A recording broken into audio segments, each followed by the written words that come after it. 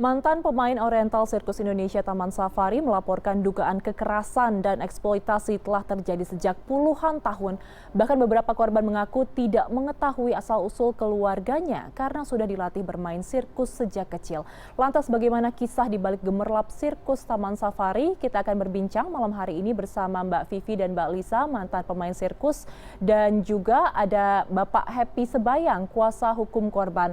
Dan pemirsa, sebelumnya kami juga telah mencoba untuk menghubungi pihak dari Taman Safari dan Oriental Sirkus Indonesia untuk bergabung pada dialog malam hari ini. Namun yang bersangkutan tidak memberikan konfirmasi hingga dialog ini berlangsung. Langsung saja saya akan menyapa Mbak Lisa, Mbak Vivi, apa kabar? Baik. Terima kasih banyak telah meluangkan waktu malam hari ini ya. Baik, Pak Happy, selamat malam, apa kabar Pak? Selamat malam Bu Ayu, kabar baik. Oke. Malam Bu Lisa dan Dari. Malam, Pak. Malam, baik. Terima kasih banyak Pak Happy telah bergabung juga pada dialog malam hari ini. Mungkin pertama saya ingin ke Mbak Lisa dulu dan juga Mbak Vivi terlebih dahulu. Bisa diceritakan Mbak, waktu pertama kali bergabung menjadi pemain sirkus itu kapan dan bagaimana kok bisa direkrut? Seingat saya di tahun 1976 itu Pak Jansen dengan istrinya datang ke rumah saya. Saya nggak ngerti itu dia sama orang tua saya berbicara seperti apa. Setelah itu saya dibawa naik ke mobilnya dia. Bawa ke mobil dia, dikunci. Dikunci terus dia bawa saya ke rumah Balikpapan, Jalan Balikpapan, daerah Petojo. Sampai itu udah kita dibawa ke sirkus. Dibawa ke sirkus itu saya disuruh nonton sirkus. Saat itu saya lihat kok banyak anak-anak kecil juga seusia saya. Umur berapa gitu. waktu itu Mbak? Mungkin sekitar 3 atau 4 tahun ya, saya juga nggak tahu ya, masih kecil kok. Terus habis saya nonton itu sirkus banyak anak-anak kecil juga yang main ya. Terus saya takut, saya nangis. Kan ini malam, saya mau pulang, saya panggil mama, mama gitu.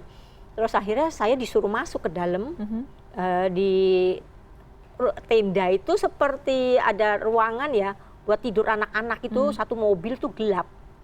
Namanya Mercedes dulu kalau saya bilang ya, dimasukin situ saya nangis, terus akhirnya karena capek ya mungkin ya ketiduran besok paginya saya tuh bangun pagi jam 5-an ya kurang lebih, itu seperti kakak-kakaknya semua ada senior-senior itu ya, kita ikut-ikut aja udah, waktunya cuci muka, waktunya sikat gigi ya itu kita ikut-ikut. Habis itu kita dilatih seperti apa namanya, latihan dasar, handstand, itu kaki diangkat ke atas, dipegangin. Itu selama mungkin tangan tuh masih kecil ya, umur 3-4 tahun itu udah harus dipaksa dilatih sampai tangan itu bengkok-bengkok gitu. Begitu. Jadi dari kecil memang sudah diambil dari orang tua, tapi orang tua tidak mengetahui bahwa harus berlatih sirkus. Tidak tahu. Bilangnya sama orang tua itu mau diangkat jadi anak.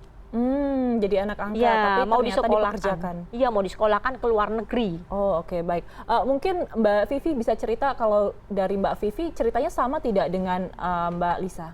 Kalau saya nggak kenal sama orang tua sama sekali. Saya juga diambil dari mana, benar-benar blank, nggak tahu. Bukan blank ya, nggak benar-benar nggak tahu. Gitu, karena saya dari tahu-tahu udah ada di Pondok Indah, sekitar kata senior saya sih sekitar umur 2 tahun itu udah mulai latihan saya.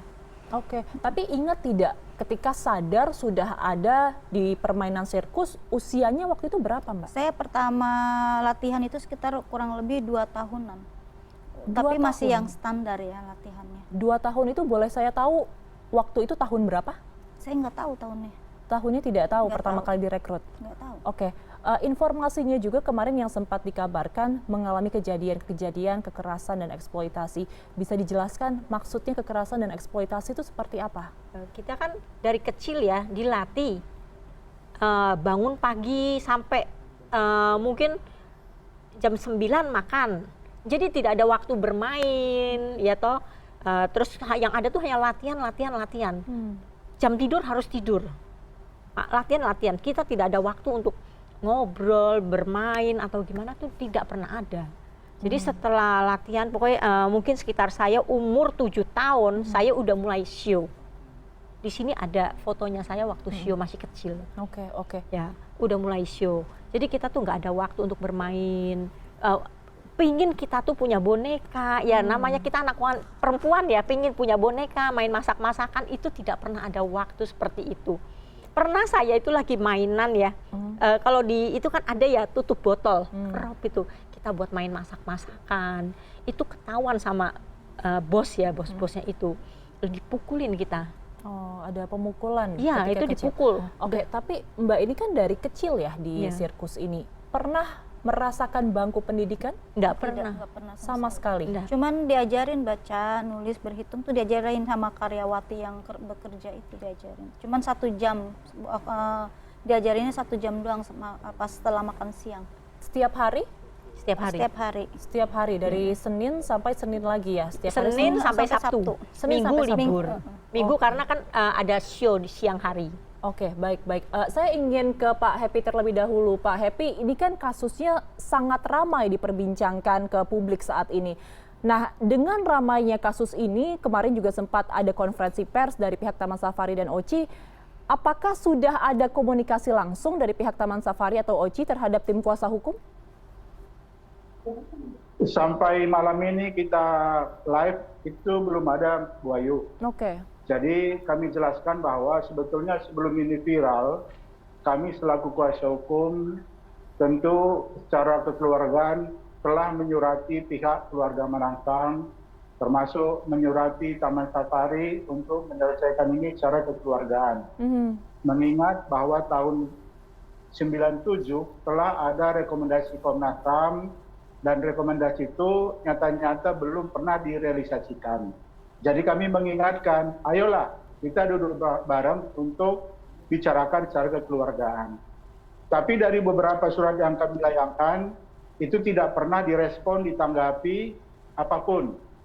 Lalu kemudian dasar dari situ, kita ke Komnas HAM untuk mempertanyakan ke Komnas HAM, bagaimana realisasi dari rekomendasi yang sudah mereka keluarkan 28 tahun yang lalu.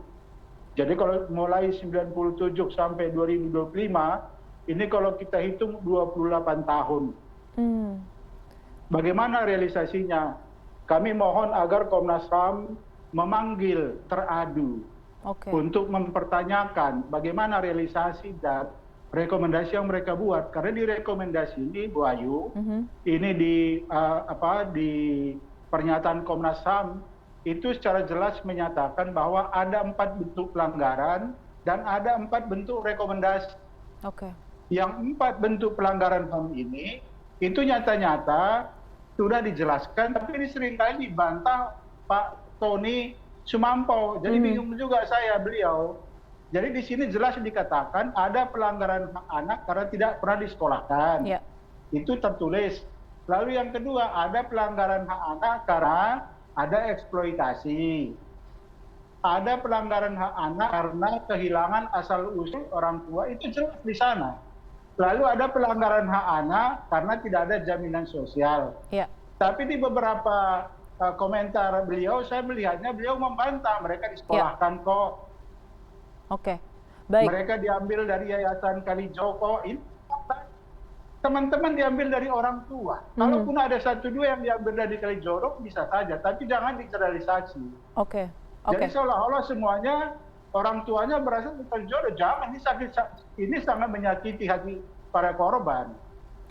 Baik, Pak Happy, ini juga terkait dengan bantahan yang dilontarkan oleh pihak OCI ya. Ini saya mempunyai cuplikan waktu konferensi pers dari pendiri OCI, Tony Sumampo, yang mengatakan bahwa sebenarnya tuduhan tersebut tidak benar. Kita akan melihat bersama cuplikan berikut ini. Pendisiplinan itu kan dalam pelatihan ya, pasti ada. Saya harus akui pasti ada. Cuma kalau pakai dipukul, pakai besi, pakai apa, nggak mungkin lah. Kalau nanti dia luka, malah dia nggak bisa atraksi kan gitu ya. Justru kita bisa lihat dari foto-foto mereka kan tidak ada rasa tertekan gitu ya, tidak ada rasa tertekan dan mereka sangat-sangat happy gitu. Itu satu. Nah, kedua berkaitan dengan apa tadi yang disebut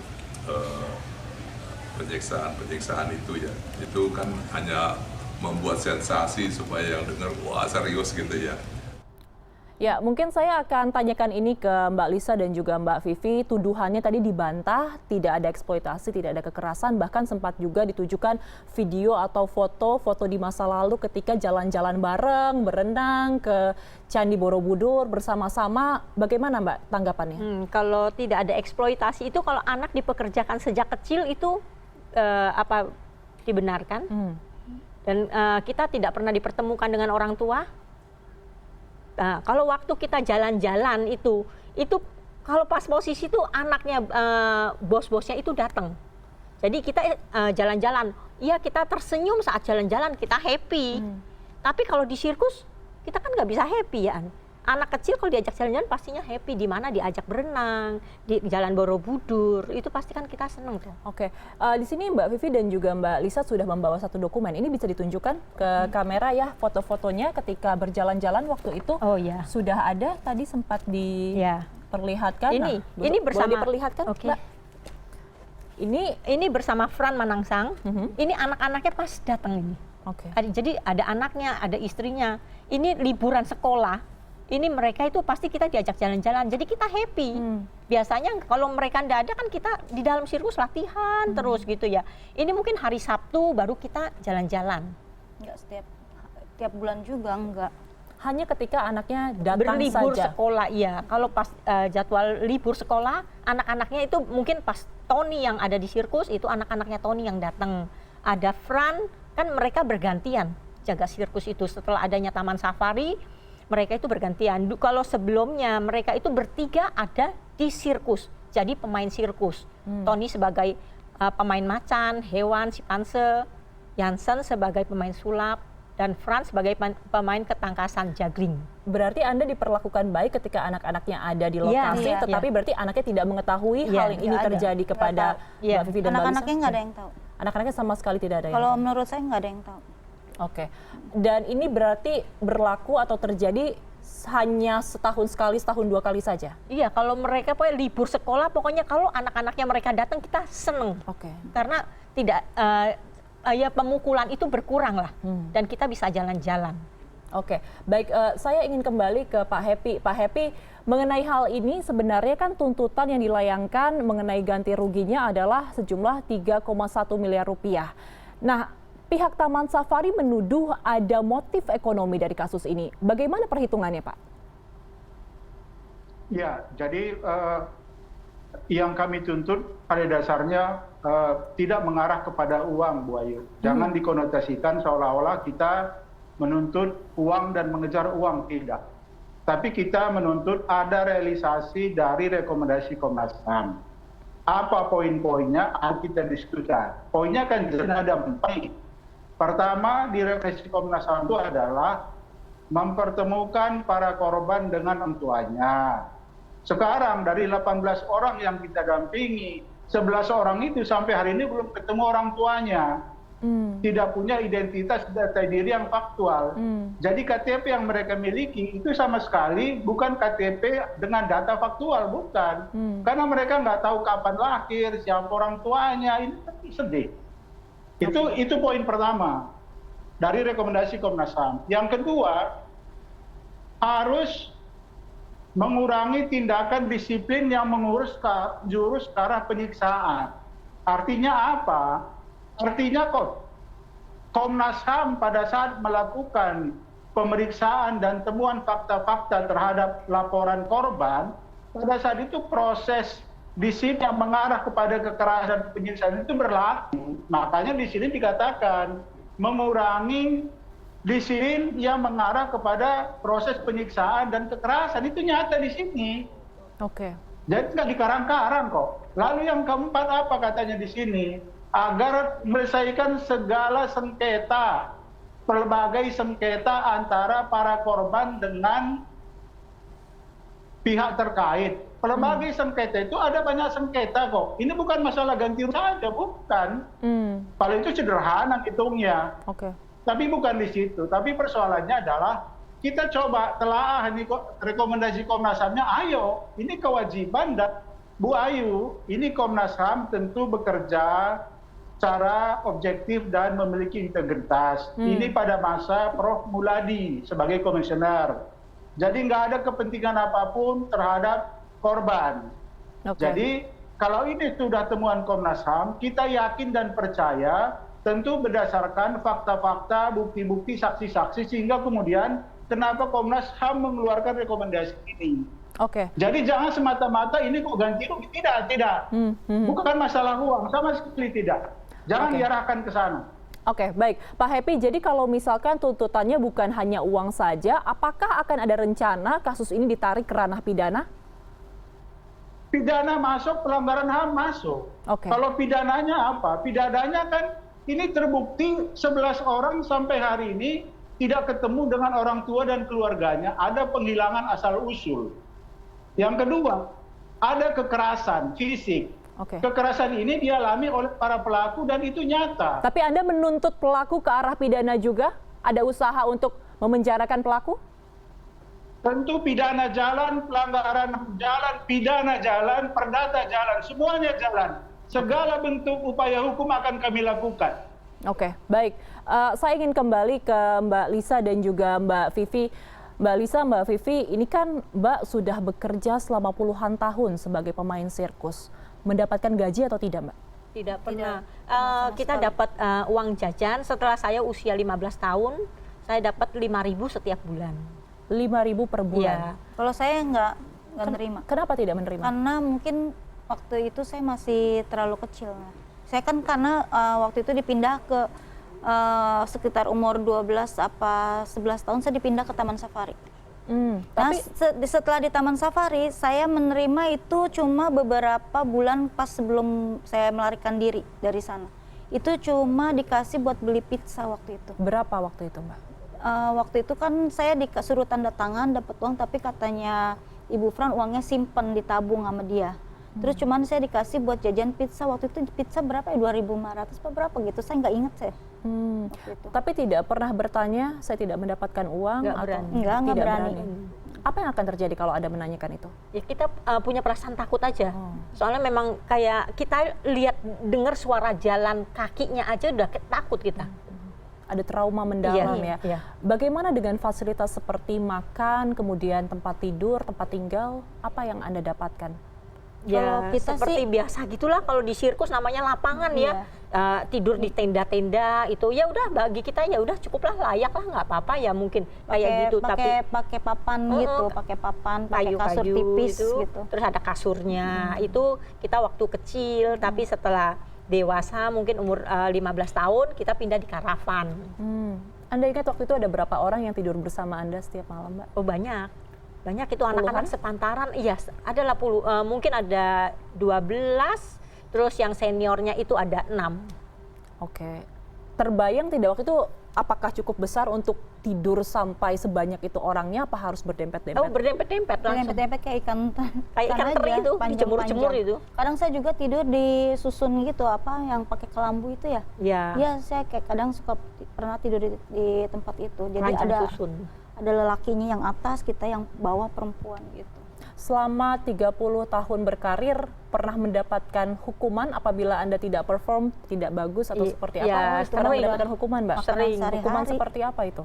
Jadi tabokin, udah yang pasti tuh kalau kita main nggak tersenyum. Siapa yang memukul? Biasanya pelakunya itu Frans sama Jansen. Frans dan juga Jansen yang melakukan itu. Baik, saya ingin kembali ke Pak Happy.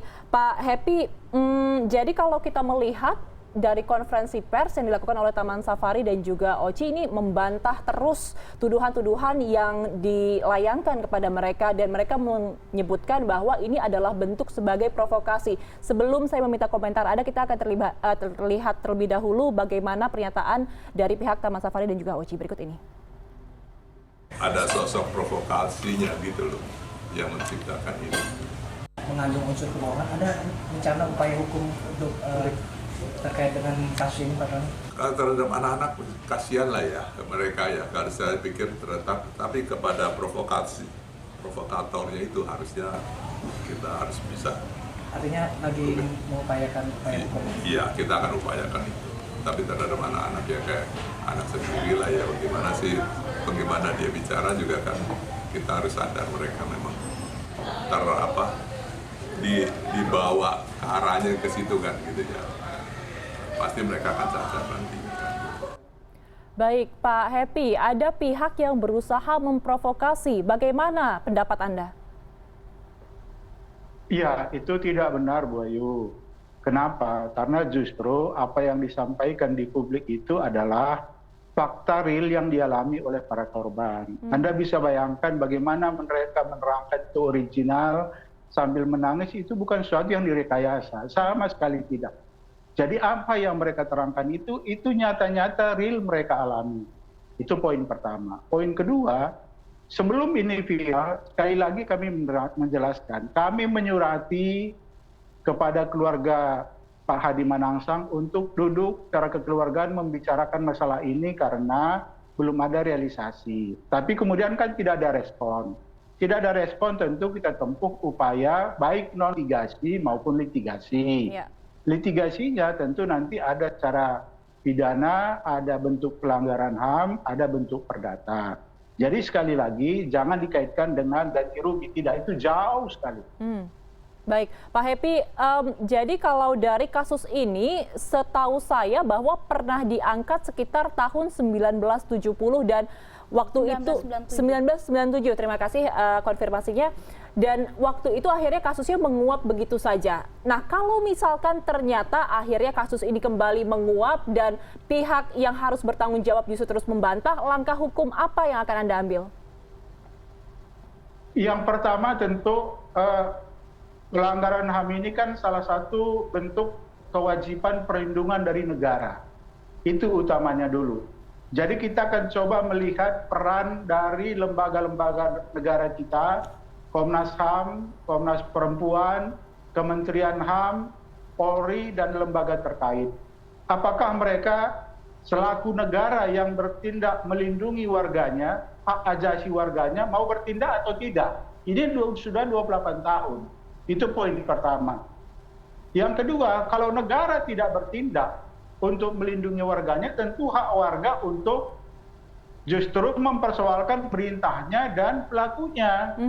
Karena negara tidak melindungi warganya, lalu ngapain ada negara? Ngapain Anda bayar pajak?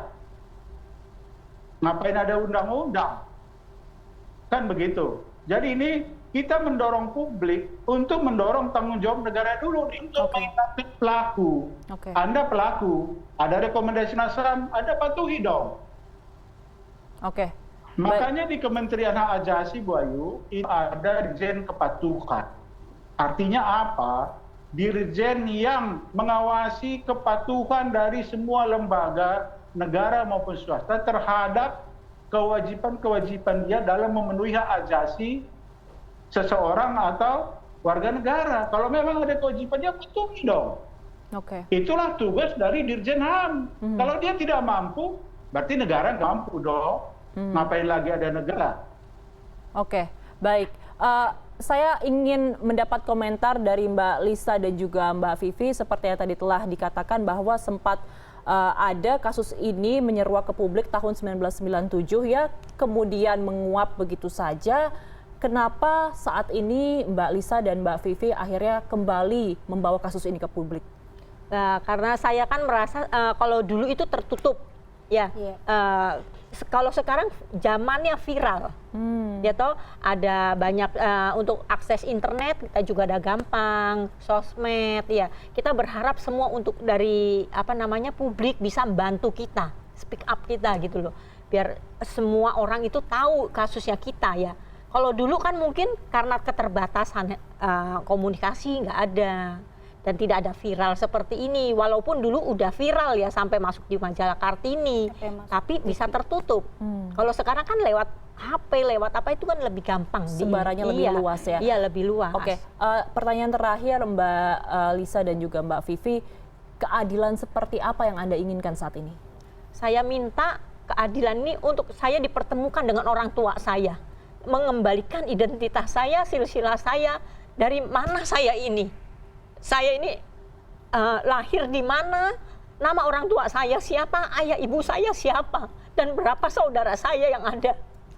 Saya hanya minta keadilan seperti itu. Mereka harus tanggung jawab dan mengembalikan hak saya waktu saya kecil sampai dewasa, apa yang saya dapat. Saya keluar dari sirkus tidak bawa apa-apa, Mbak. Hanya baju yang melekat saat itu. Saya padahal keluar itu pamit baik-baik, saya minta sama Om Tony. Sejak diambil, waktu itu belum pernah bertemu dengan orang tua sama sekali? Enggak pernah, saya pernah minta sama Om Tony juga, saya minta ketemu sama keluarga saya. Om Tony bilang, nanti kalau udah waktunya, kamu akan saya ketemukan. Setelah saya umur sekitar 15 tahun, saya minta sama Ibu Jansen. Kita manggil dia kan Sau. Di mana orang tua saya? Dia bilang, kamu udah dijual orang tua kamu. Habis itu saya udah nggak berani minta. Sampai usia saya kurang lebih 19 tahun. Saya memberanikan. Saya keluar dari sirkus, saya izin. Dan itu saya dijemput sama pacar saya juga. Pacar saya juga minta akte kelahiran saya, tapi nggak dikasih. Ya, akhirnya saya pun keluar dari sirkus. Sudah saya nggak pernah mau ke sirkus lagi. Oke. Mungkin dari Mbak Vivi ada tambahan keadilan seperti apa yang diharapkan, Mbak? Saya minta keadilan. Saya pengen tahu orang tua saya di mana, kalau masih hidup di mana, kalau sudah meninggal makamnya di mana, dan sama identitas saya. Saya perlu identitas karena selama ini saya nggak punya identitas. Umur saya berapa saya nggak tahu, saya orang mana saya juga nggak tahu. Terus saya pengen juga itu Pak Fran sama Pak Jansen itu keluar, menemui kami. Menemui kami. Kalau yang penyiksaan itu hanya Fran sama Jansen. Kalau Itu Pak keluar Tony menemui memang kami. tidak. Dan Jadi saya meminta pengen Bukan minta maaf, mempertanggungjawabkan ini kita nih. Saya kan disiksa sama dia. Jadi dia harus mempertanggungjawabkan. Itu aja. Saya minta. Kalau dulu Mbak Lisa sempat ada memori ketika diambil, berarti Mbak Vivi tidak ada memori ya ketika diambil dari orang tuanya? Itu saya nggak ada sama sekali, nggak tahu. Oke, baik. Mbak Lisa, Mbak Vivi, saya mohon maaf sekali dengan peristiwa berat yang harus menimpa Mbak Lisa, Mbak Vivi, dan juga rekan-rekan yang lain. Mungkin kita sama-sama berharap semoga kasus ini bisa dibuka secara terang benderang dan keadilan bisa benar-benar menyeruak ya Mbak ya. Terima kasih banyak telah bergabung bersama kami malam hari ini. Saya juga ingin mengucapkan terima kasih kepada Pak Happy Sebayang, kuasa hukum dari para korban. Pemirsa, sekali lagi kami informasikan bahwa kami juga sebelumnya telah menghubungi pihak dari Taman Safari dan juga Oriental Circus Indonesia untuk bergabung pada dialog malam hari ini, namun yang bersangkutan tidak memberikan konfirmasi hingga dialog ini terjadi. Terima kasih sekali lagi kami ucapkan kepada Mbak Lisa, Mbak Vivi, dan juga Pak Happy. Selamat malam, sehat selalu Bapak. Sehat selalu. Malam.